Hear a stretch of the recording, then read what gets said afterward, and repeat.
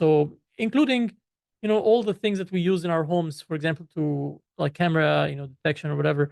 Once you start relying on this thing to secure yourself, you become vulnerable to the flaws of this new technology, right? And it's really a question of how are we gonna approach it? It's a never-ending game, like between attackers and defenders. And my cousin Hani Ammar works as a senior cybersecurity analyst, and it's every conversation I have with him, I'm learning about how AI is being used in his organization to secure systems. Of course, he's on the defender side.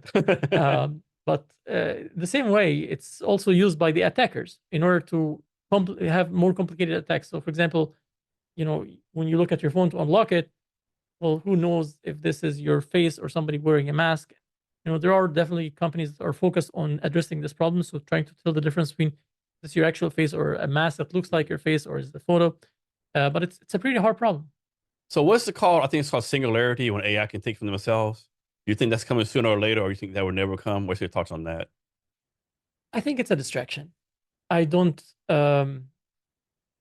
existential questions like this tend to distract us from the real problems that are relevant today. So, for example, there are wars happening today that are using where weapons are using AI to kill innocent people, and that's a very material, like negative effect. That if we're not trying to think about addressing these material negative effects and trying to divert the conversation to the future, which it's unclear to anyone how to even address this threat, then I find a little bit of a waste of our time. Okay, makes sense. So we talked earlier about AI in nursing, AI in medical field, AI bio. Is there a certain industry or field that you think AI can have the greatest impact and make that field that much better? You mean if influence of AI on other fields? Yeah, yes. Lots, really, and biology is the biggest one in my mind. That it's just my bias because I care all about that integration of AI and biology. I imagine also energy is a huge one. So how can we optimize the use of energy because so much energy is wasted? So is there a way for us to like identify that? Hey, actually, one of my projects, student groups decided to work on this, optimize the energy usage in homes. Basically, try to use AI to say, hey, you forgot to turn off this thing, and it's costing a lot of energy, right? Like that energy can be used for something else. And at the houses level, it's not that significant. I would say, in aggregate, it would, of course, but you know, Facebook, for example, doesn't have enough energy to run the models they want Yeah, to I run. saw recently where Microsoft is like gonna restart up the 3 Mile Island nuclear plant in 3 Mile Island and use all the energy from that for all the AI stuff. It's unsurprising to me when you look at the usage of nuclear energy in the U.S. compared to Europe, for example. It's minuscule, and Yeah, I don't. and it's been proven it's the safest out there. Of course, when shit goes bad, it goes bad. Of course, right? Which is, I think, that's like the biggest reason in the U.S. we have traumas from past experiences, Yeah. and we're trying to avoid, having that experience again, which is reasonable, but also it's work. It's putting in the work, right? Like to actually ensure the safety of Yes. the everyone on the field. Yeah. Yeah. Um, so I could be wrong about this, but I think a lot of people think AI is the kind of recent, like the last 5, 10 years. AI hasn't been around for a long time, hasn't it? Has not? Is that what you're It saying? has been around for a long Well, time. the ideas came, I'd say, in the 50s. Yes, that's our thought. 50s, yeah. Yeah, but then it takes a long time for ideas to transform into actual demos or implementations that demonstrate the value.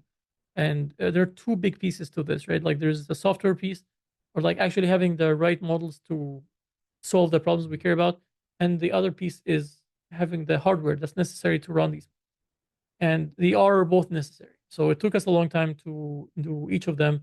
I would say the pivotal moment was like around 2011 when we had enough compute, basically, effective compute that enables us to solve hard problems like ImageNet, where you're trying to like take any image, try to predict what's in it, and that was, it's a hard problem. Perception, it's a hard perception problem. Um, Translation was another one around the year 2007, I would say, or six. Google uh, launched a number of translation pairs, and translation is one of the hardest things humans are capable of doing. But it's like a one task that you focus on and you try to achieve. So yeah, it definitely took 50 and more years to get there.